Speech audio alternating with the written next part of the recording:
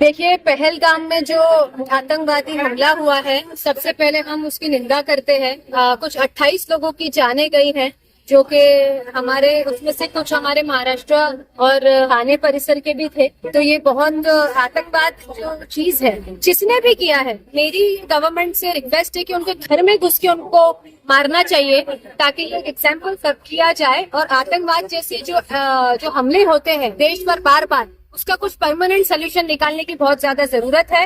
ये हमले में जो बेकसूर लोग हैं, जो ऐसे, मैं समझ नहीं पा रही हूँ कि ये जो नामर्द वाली हरकत है, नामर्दों वाली हरकत बेकसूरों पे, जिनके हाथ में वेपन्स नहीं है, उनके साथ लड़ना। आप हमारे देश के जवानों से नहीं लड़ सकते।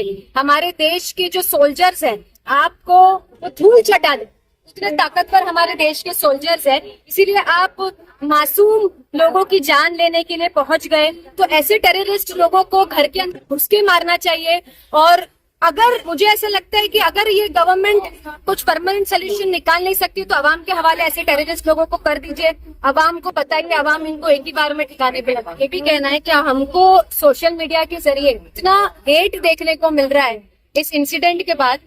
मुझे ये कहते हुए बड़ी तकलीफ हो रही है कि मुझे ये कहना है कि ये धर्म और टेररिज्म का कोई लेना देना नहीं होता है। एक क्रिमिनल माइंडसेट का किसी भी धर्म से कोई लेना देना नहीं होता है। फिर चाहे पिछले 10 सालों से मॉब लिंचिंग हो रही हो, या ये केस जो कश्मीर में पहलगाम में हुआ हो, दोनों ही केस जो है वो अपोजिट रिलीजन एक दूसरे के साथ किए हैं। तो इससे कोई धर्म का लेना देना नहीं है। हिंदुइज्म आपको मॉब लिंचिंग नहीं सिखाता, और इस्लाम आपको बेकसूरों को मारना नहीं सिखाता।